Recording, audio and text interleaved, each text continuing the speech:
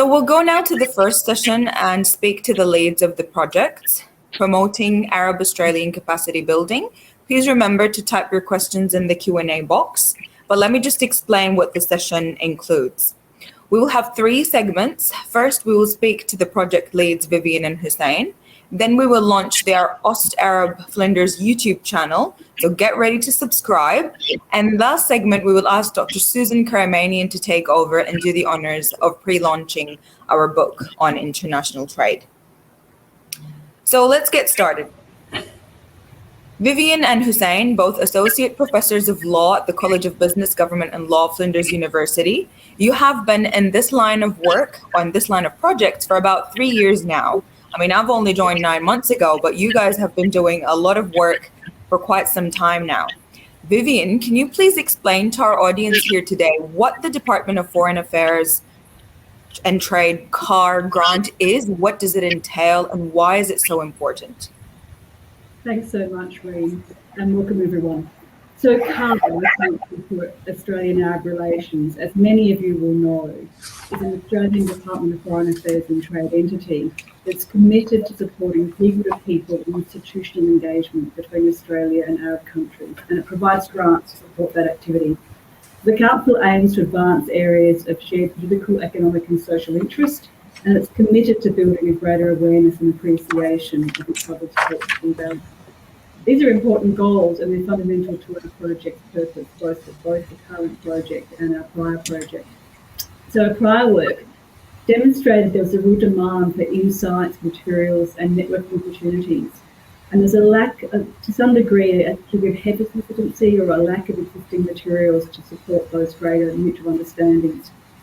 This project aimed to promote further relationship development and trade and investment through events, materials and networking. So some of the things we've done with this project include a hybrid workshop last December, live streamed from the Dubai Expo and from here in Adelaide, which focused on women leaders in business and the professions, the Western and Middle Eastern experience. We had a fantastic conversation across those 2 locations. A March 22 hybrid event, which looked at promoting Arab-Australian bilateral capacity building, business education and the legal profession. You'll see the sign behind. Live linking Adelaide, Dubai, Qatar and Cairo. I hope you're impressed. Setting those up is no mean feat, and doing this online from home means that I have to do it by myself without reading or emails on phone, stuff like that. Our Tawasol event this evening, linking people across both regions, which gives us an opportunity to use new technology and think about how we can network online. An Ost-Arab YouTube channel being launched tonight. It includes YouTube clips, as Reem has said, please subscribe, on a range of topics relevant to Australian Arab trade and relations. A book pre-launch, which Professor Karamanian will talk about shortly. And importantly, the project employed what we called COVID resilient design to enable effective participation by participants throughout the MENA region in Australia, regardless of travel restrictions, isolation requirements, etc., allowing for in-person and fully online participation in project events. And CAAR's been very open to that kind of approach over the last couple of years for obvious reasons, and really supportive and flexible in helping us to think up ways to do things a bit differently. And why does the project matter? Well, at a time, as we've just been hearing from Gary, when the geopolitical environment is perhaps increasingly uncertain, the creation of understanding, networks and trust across regions is just so important, and we're really pleased to be involved in this work.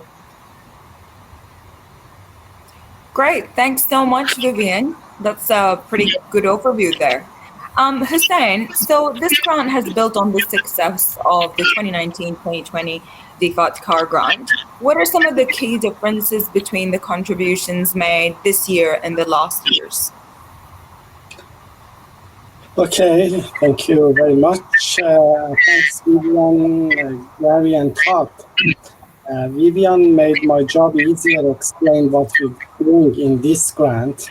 I would like to say that our first grant was we applied in 2019.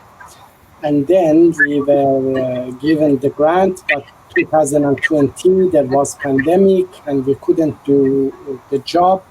Originally, we were going to have an international in-person conference in Adelaide, inviting people, inviting the speakers. We had already had correspondences with people, but then pandemic came and we couldn't do it, so we did it in 2021, which was last year. Now, the first grant was about promoting relationship, share understanding, and particularly reducing legal and cultural barriers. Now, we did networking, we gained knowledge, we had findings, as you do in any research project like this. We had an international workshop, or originally we were planning to have an international conference. We had it virtual.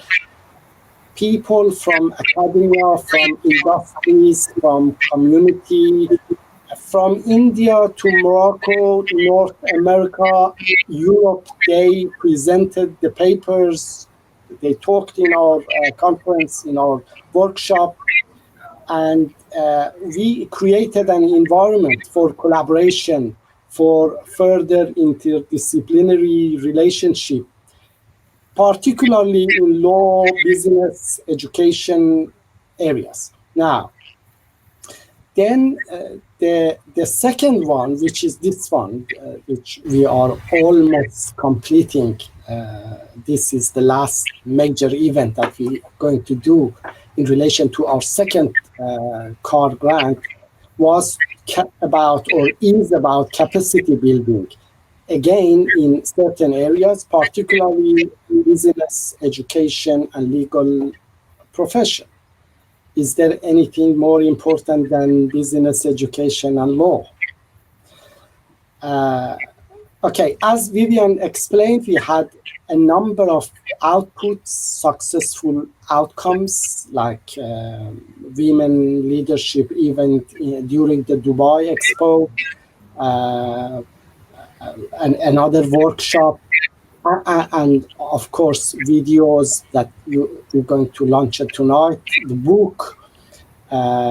So very briefly, what happened is that our first project, we made networking, we gained knowledge, we found people, and then we built on that in the second one, which is this one, with more outputs, more outcomes, including a book which will stay on shelves for over 10 years at least, and video channel and other outcomes that will stay here forever.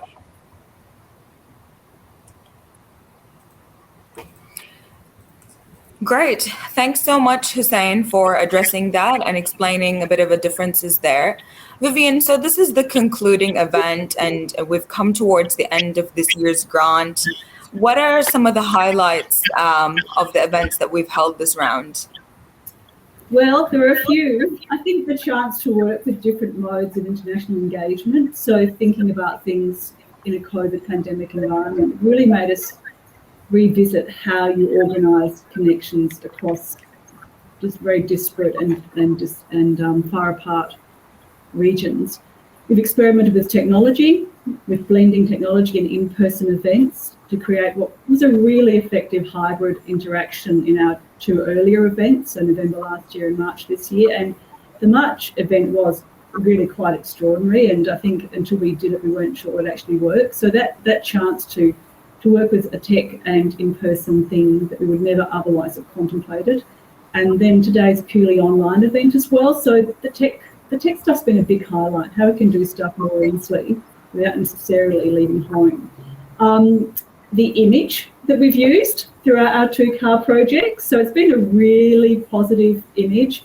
Hossein and I chose it in about 30 seconds when we got a list of potential images several years ago now, and it's been a constant. We chose a really colourful image, and we carry it through all elements of the project, and it never fails to communicate an upbeat, contemporary and appealing Islamic influence aesthetic to our promotion materials and our outputs. It's immensely popular. It's a beautiful representation of Islamic Arabic design, and we plan to keep using it. You'll see more of it, including in our ongoing branding for the collaborative that Andrew will discuss in a moment, I think. And also in relation to, hopefully, perhaps some publications were coming out.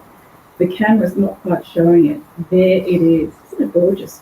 The integration of students into our events and activities in this project has been a really big highlight for me in particular. So our Future Leaders Essay Competition that we'll hear more about from Professor Lehman a little bit later on. And we've got some of our students in the session tonight, which is really exciting. We had a whole number of them at our March 22 hybrid event as well, in locations in Australia and the MENA region. And I think seeing that room of students in Cairo, in that part of the hybrid event in March, was just really a really big highlight. The biggest plus of all has been the way in which people from diverse locations and different cultural backgrounds have come together to share ideas, influence and culture through discussion, education, and especially for two of our events, sadly not tonight's event, but the other two events, through food. So the Australian Pavilion at the Dubai Expo had the most amazing menu. We saw it live streamed. And I think the home-catered Syrian food that Reem organised for us in Adelaide at the March hybrid event, that deserves special mention as well. So the cultural sharing, the increasing trust, and through all sorts of avenues, not just education, business and the legal profession, but really core central human activities like eating together has been a really big highlight. Thanks so much, Vivienne. And I think this is a very, very common one between Australia and the Middle East, the love of food. It is just really, really out there. So that's great. And yes, indeed, the design that you're seeing in the entire platform and that you will see throughout later on our YouTube channel and there, you're going to see a lot of it. So do get used to that one. Hossein, just one more question is that what will be the research team's next step? So after this round is complete, what do you anticipate? What's going to happen next? Okay, probably you may not remember, or you may remember that in the last, at the end of the last year's event, I said that was not the end of our project and activities. And this second project, which is more comprehensive and produce more resources, activities, showed that I was right. We're not stopping. We continue. We have now a great network. We have more knowledge. We have more skills. We know best technologies, and we will continue to explore, investigate possible collaboration, interdisciplinary work here in Australia, in the region, in the Middle East, to possibly to engage with some, maybe making, like, as I said, our first grant was more general. We built up specifically on, for example, education, law, and business. And now we are planning to go on more specific areas. For example, how about healthcare, health, technology possibly, social areas of social interaction and impact, and particularly interdisciplinary areas. So that's what we're going to do. We have now everything we really need. We have the support of industry. We have the support of the university, not just Flinders, many universities, including in Australia, in the region.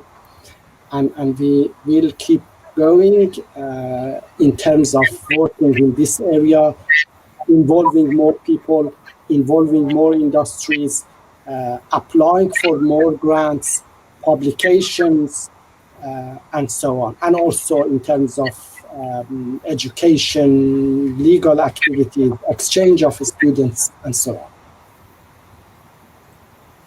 Great. So there's a lot to look forward to. I mean, and it's been a great pleasure to work with you both since October last year. And I've learned a lot, but we will come back to both of you again in a bit. But we're just going to turn to two of our wonderful partners who have been with us not only from the start of this project, but from previous ones too. We have Dr. Andrew Dahdal from Qatar University, who has pretty much been born and brought up in Sydney. And then we have also Dr. Yassin El-Shazly, who's a professor at Ain Shams University and also a founding partner at Al-Feshawy and El-Shazly law firm. Prof. Yassin, you've been a wonderful partner and contributed to the success of this grant. You've supported us. Could you please shed light on how this grant has benefited your law firm and your law students? Thank you so much, Dr. Reem. Maybe I'll take just a quick minute to thank all of my colleagues, with all the respect, Dr. Hossein, Dr. Vivienne, and also to welcome my dearest colleague and friend, Dr. Andrew, and happy to collaborate with him. Again, after we had been colleagues, we had been colleagues for about 6 years in Qatar University. So I'm glad that the Arab Tawasol will bring together old colleagues and friends. Thank you so much for your work and for the kind invitation. I have started a collaboration with the program with the invitation from Dr. Hossein to participate in the conference. And I think it was during the COVID, the first wave. So the conference was conducted virtually. And I would say it was a little bit confusing due to the time zone, the difference between time in Doha, Egypt, and Cairo and Australia. But I think we have got over this with a better coordination. So the first pillar was the scientific cooperation, and then we have moved forward with hosting the conference through my law firm and through the different stakeholders in Cairo that are interested to collaborate with Australian, whether universities, law firms, or even businesses. Let me put the hat of the academic and then I'll shift to the practice. Now, as an academic, nowadays you cannot conduct any research based on your local environment or your local framework. We are witnessing a very fast globalization in the different areas of law. And also different areas of law as well, they are more or less standardized, especially when it comes to business law. So meaning that there are no more conventions, bilateral treaties. In other words, students or researchers, they will practice the same law or the same text regardless their location. So from this point of view, it's very important to conduct any research in different countries in the Middle East, in Australia, elsewhere, from a global perspective. And that is very important for the comparative law component in any research. So definitely this program has added a lot. And I was really pleased to see my students participating in the ethics competition and doing a comparison between Egyptian and Australian corpus law, whether for regarding derivative actions, which does not exist in Arab law, whether in Egypt, Doha, or Dubai, whether also about the principles of corporate governance, for example. And I was pleased also to see how they did open to the new ideas from different jurisdictions.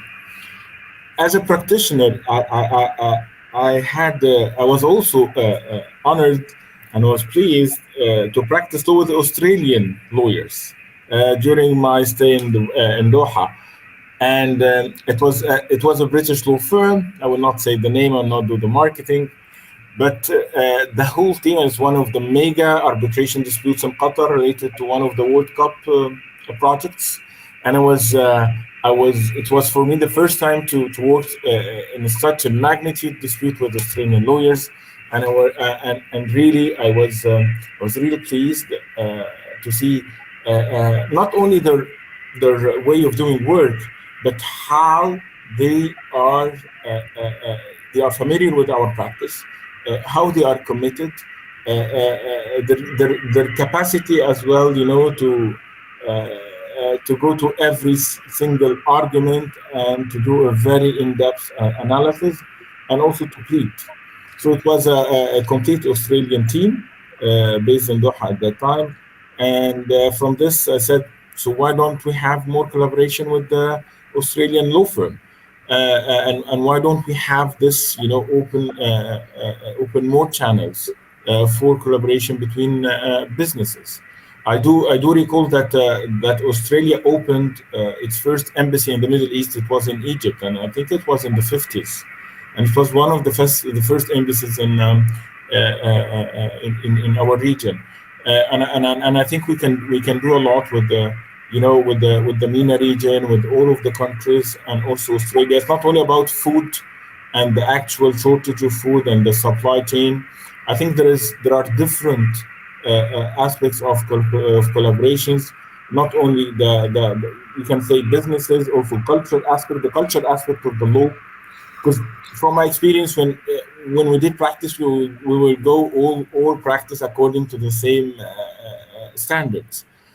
So there are different or various as well areas of collaboration, business law, culture, grant and research, and I think our fantastic Tawasol, and thanks Reem for choosing for the choice of the name of the project. I think it's not only a collaboration for a very temporary goal. It is a sustainable collaboration that will definitely impact the collaboration, not only in the legal field, but also will enhance the very good friendly relationship between our Arab region and Australia. Thank you so much, Prof. Yassin. That was very enlightful, and we're very happy to collaborate with you, obviously, and benefit your students and your law firm as we go and expand into the future. Dr. Andrew, you've been an integral part of our partnership, and you've watched the team expand and grow since 2019 to date. How has this experience been for you? Well, thank you for having me again, and I'll take this opportunity to thank the team, Vivienne, Hossein, and yourself, Reem. You've done an outstanding job over the number of events and the course of the project. This may be one of the final events of the project, but I'm sure this is just the start of the road for the overarching relationship that you're building out of Flinders University. I'd like to echo a lot of the, and of course, hello to Dr. Yassin, my brother and my good friend from our time together at Qatar University.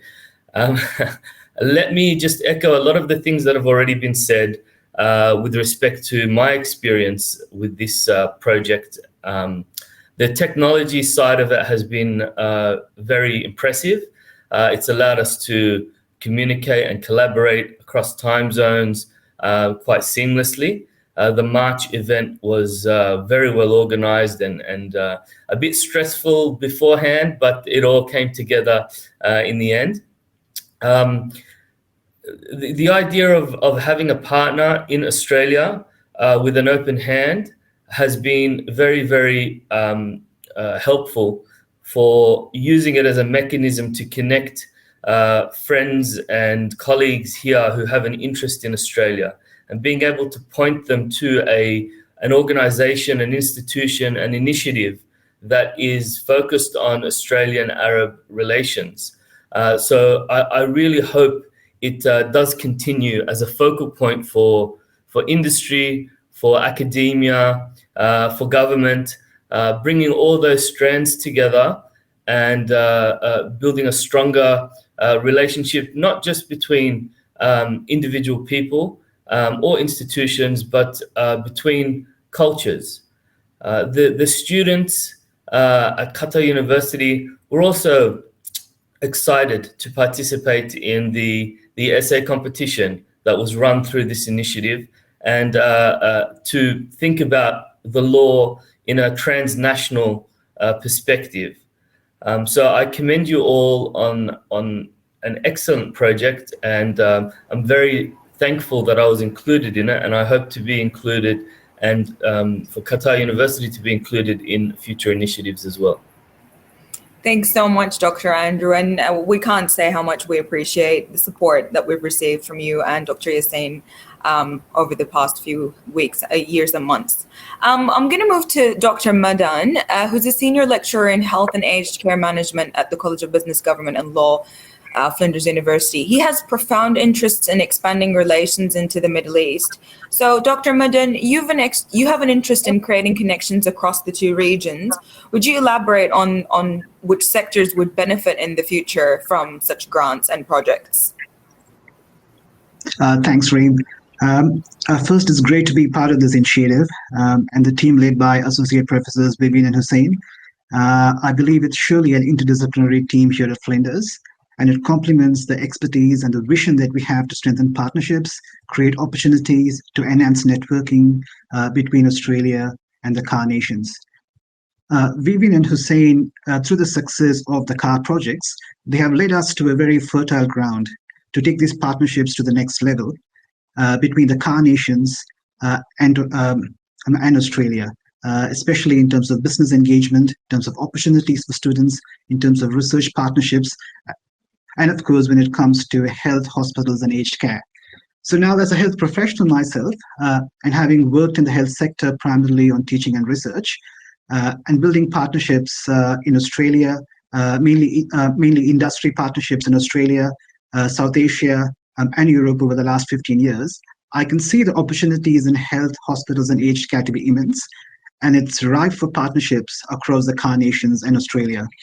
So there are mainly three things that I want to point here. One is that we are working on a very rapidly changing health environment in terms of addressing issues like population aging and the need for us to innovate care provision for our elders and older people, and also addressing changing disease patterns and greater prevalence of chronic and lifestyle-related conditions. There is also nutritional transition happening in terms of a diet, what and how, and that is the technological transition happening, as many pointed out, with the growing use of technology in healthcare, in terms of personalized medicine, in terms of clinical decision support systems, telehealth, and in terms of electronic health records, and of course, sustainability, with the necessity for us to start thinking about health and creating a sustainable environment for the future of our children and also for the generations to come. The second issue is that when you start looking into health and aged care, it's something that we are extremely passionate here at Flinders. Our healthcare management team trains managers and leaders in this area who actually end up taking very senior and key roles in health, hospitals, and aged care industry. And our nationally renowned research centers and institutes have been addressing some of the major challenges here in Australia, working very closely with the industry. So what is very interesting here is this interdisciplinary aspect, as Hossein pointed out. So health, or different disciplines in health by itself, when you start looking into medicine, nursing, pharmacy, dentistry, physiotherapy, allied health, so they have started moving progressively towards actually being more discipline-centric, to be more intercollaborative, and to provide more patient and community-centered care. So this actually takes me to my last point, which is the focus on patient and community is paramount. So in order to do that, the health sector needs to start working more closely with the other sectors like the government in terms of policy issues, law, in terms of regulation of health professionals, in terms of quality control, in terms of accreditation, and businesses. So what we are trying to do here at Flinders is that we have actually established ourselves as one of the national leaders when it comes to health and aged care issues. And to sum up from my end, Reem, the opportunity for us to partner is immense when it comes to the health, hospitals, and aged care sector. And for CAAR nations are facing a wide variety of challenges in healthcare, in health workforce, which includes issues such as regulation, accreditation, and as Todd mentioned earlier, in terms of nursing education, and as also Gary pointed out, so which presents us with several opportunities to work together. So I would really see there is an immense opportunity for us to collaborate in terms of educational collaborations, in terms of teaching programs, in terms of research partnerships, in terms of legal and business collaborations. So the opportunities are endless when it comes to health and the hospital sector. And before I hand it over to you, Reem, I think the solutions or the innovations that we have here in Australia across the health and aged care sector, they also need to be tested so they are more culturally appropriate, and they address local concerns as well for the CAAR nations. So there is a depth of research that needs to be done in this area for us to build locally appropriate solutions that is in line with the Islamic law and that really addresses some of the local challenges in health and aged care. Thank you so much, Madhan. We really appreciate that input. And I'm a sample in healthcare, so I have a bit of a preference there. That's a lot of notable and interesting information. Thank you. And thank you everyone for your valuable input. Special thanks to our partners, sponsors, supporters, all around the world for contributing to our project and making amazing things happen.